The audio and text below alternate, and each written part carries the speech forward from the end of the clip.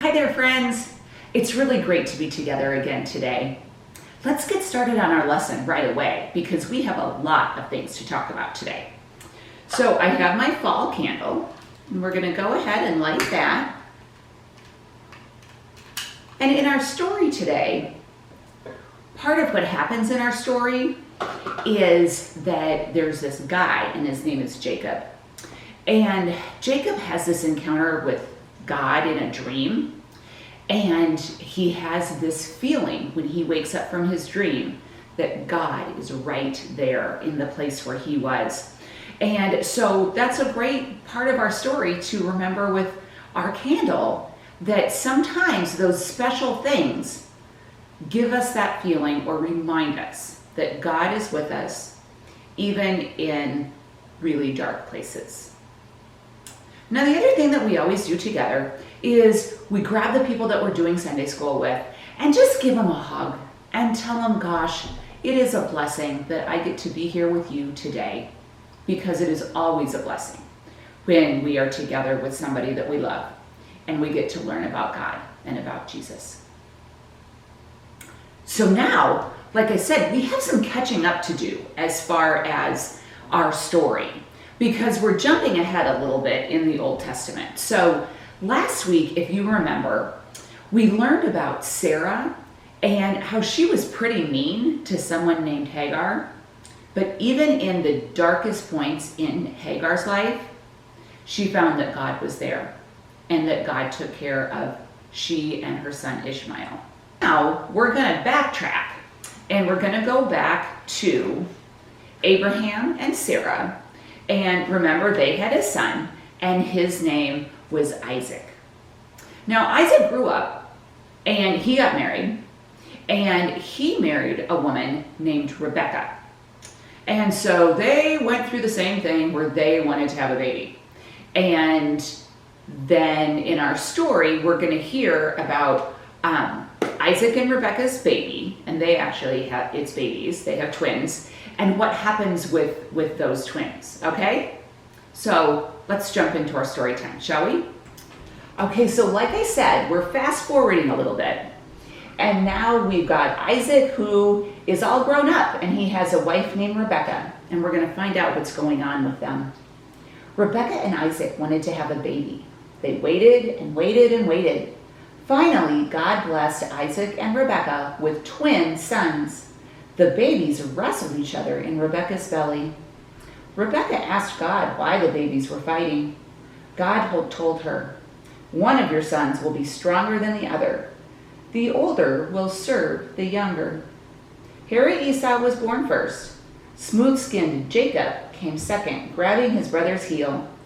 The brothers competed against each other from their very first day. So maybe you have siblings, and maybe sometimes you feel like you need to compete with them. And I think that's pretty normal for us. But now, let's see what happens when these two boys become adults. Jacob and Esau were twin brothers, very different twin brothers. Esau grunted and flicked a flea from his hairy arm. He snorted and wiped his sweaty hands on his dirty robes. He went outside the tent to hunt. Jacob wrinkled his nose. My brother is loud and stinky and hairy, he thought. I would rather stay inside. Jacob washed his smooth hands. He went to help cook with his mother, Rebecca. Jacob, Rebecca said, come here. She told him her plan. Your father is going to give Esau his one and only blessing. I want Isaac to bless you instead. Rebecca peeked into Isaac's room. He was snoring softly. Isaac was very old by now. He couldn't see very well.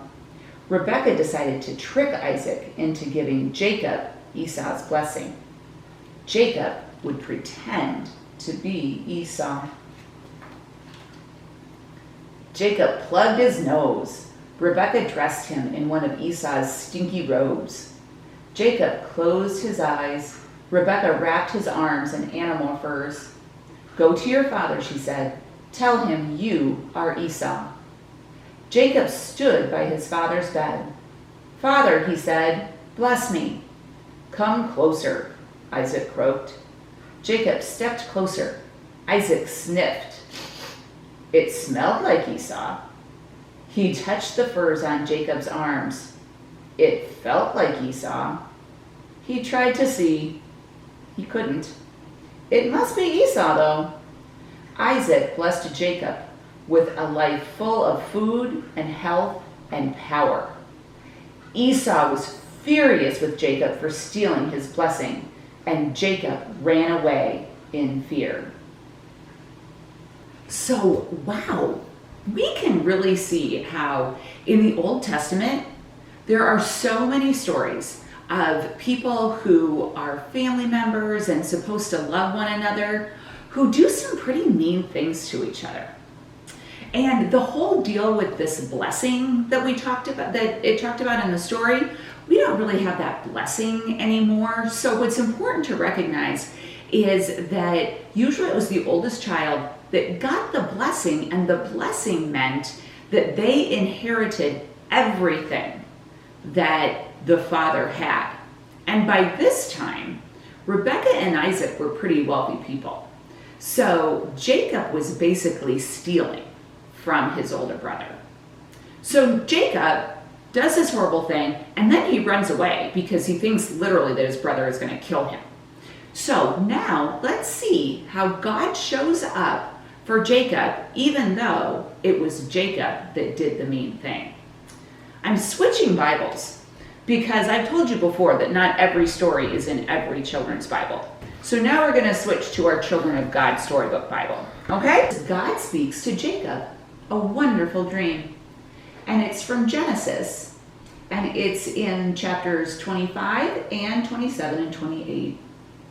Isaac grew up healthy and strong and had 2 sons, Esau and Jacob.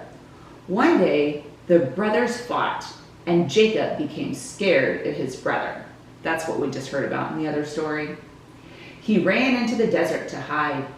When it was dark, Jacob rested his head on a large, smooth stone and tried to sleep. For a long time, Jacob stared up at the distant stars. Jacob felt far away from his family and so very alone. Finally, he fell into a restless sleep. He dreamed of a ladder reaching to the sky with angels going up and down. In the dream, God stood beside him and said, "I made a promise to your forefathers, Abraham and Isaac, and I will keep that promise to you. I will be with you, and I will protect you, and I will keep you safe." Jacob woke up. He was amazed by the dream. God is in this place, and I did not know it before. So he took the stone he had rested on, stood it up, and poured oil on it to bless it. He said, "This is the house of God and the gate to heaven." He called that place Bethel. In the United States, we would just call it Bethel, which means house of God. And he promised to remember God everywhere he went. So again, we see that God shows up for people even when they might not really deserve it. And God is inviting even the most undeserving person to be part of the promises that God made to both Abraham and to Isaac. So we'll keep watching how that turns out. So we saw in our story where Jacob had that big rock and he had slept on it, and then in his dream God showed up and he said, "Surely God must be in this place." And in old times, a lot of the time they built what was called an altar. And their altar was something that helped them remember that God was with them. So I thought we could do the teeny tiniest of altars, okay? So if you remember, it was either last year or maybe 2 years ago, at a children's time, I gave away things that were called worry stones. And I don't have the official worry stones that I gave out here with me, so I just went outside and I grabbed this flat looking rock. And I thought that it would be fun to just take some paint pens and I'm going to put a cross. And if I have room, I might try to stick a little heart or something on this stone as well. And we know in our heads that God is with us all the time, right? But sometimes our eyes and our hands just need to be reminded of that. So this is something that I can have here in my house. It's small enough that I can fit it in my pocket. And sometimes when I just need that reminder that God really is with me all the time, then I can just get out my worry stone here, or I can keep it in my pocket and I can just rub my thumb on it. That's what my grandfather used to do with his worry stone. And it's just a little reminder for those times when maybe it's just not as clear as we want it to be, that God is with us. So see how easy this was, and I'll show you what mine looks like. See that little guy? I think it's super cute. And I might even go over the top of that with some clear nail polish if I wanted it to be a little bit shiny. But yeah, so I would encourage you to take an opportunity and make your own little worry stone, or have something that maybe you leave by your bed or on your kitchen table, just as those little reminders that God is with us all of the time. Now let's take a minute and let's get out our story cards and let's review the whole story that we talked about today. Okay. So now that we have made our worry stone and we've thought a little bit about what it would be like to have something in our house that helps us remember God all the time, I've colored all of my story cards, and let's see if we can put them in order. So this one says, Jacob creates a remembrance out of his pillow stone, marking that God is present in that place. And then there's another one here that says, Jacob dreams of a ladder from earth to heaven with messengers climbing up and down. And then we have another one that says, Jacob wakes up in awe of his dream, knowing that he's met God. Kind of running out of space here. This one says, at the end of a day's journey, Jacob chooses a stone for a pillow and lays down to sleep. And then, last but not least, we have a lot of them today. This one says, God speaks to Jacob in his dream, promising that Jacob and his descendants will bless all the people of earth. Well, I think that we need to start with Jacob being asleep. So we're going to move this one over here. And that, I think, is our first one, don't you? So, Jacob is resting. And then, what do we think happens next? I think this one is actually in the right place, don't you? So Jacob dreams of a ladder from earth to heaven with messengers climbing up and down. I remember that happening. And then, does Jacob create a remembrance? I feel like that was the last thing, so I'm going to move that one. I'm going to move it all the way down to the end. Put that there, maybe. Now I've got two more. I've got Jacob wakes up and God speaks to Jacob in his dream. So I think we can't have God speaking to Jacob in a dream if Jacob's already awake. So we're going to put that as number 4. So our story was Jacob fell asleep, and then he had his dream with his messengers going up and down the ladder, and God spoke in the dream, and God promised that Jacob and his descendants will bless all the people of the earth, which is a big deal considering that Jacob stole a blessing. And then Jacob wakes up in awe of his dream because he felt like he just met God.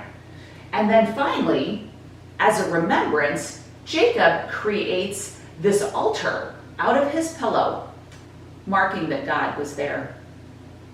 Let's close in prayer, friends. Dear God, we are reminded over and over and over that you do not pick perfect people to invite into the work that you do. You pick all of us, and our job is to just have our hearts and our minds open so that we can hear your invitation. Thank you, Lord. Amen. All right, you guys, I hope you have a great week. We'll see you next time, okay? Bye-bye.